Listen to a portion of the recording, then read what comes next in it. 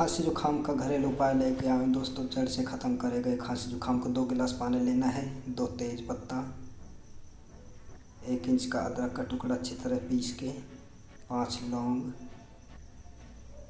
आधा चम्मच दालचीनी पाउडर, आधा छोटा चम्मच हल्दी पाउडर, 1 चम्मच अजवाइन, 10 काली मिर्च पीस के डालनी है, आधा चम्मच काला नमक, एक छोटा गुड़ का टुकड़ा, 10-12 पत्ती तुलसी की। इसको अच्छी तरह खौलाना है जब तक पानी आधा ना हो जाए।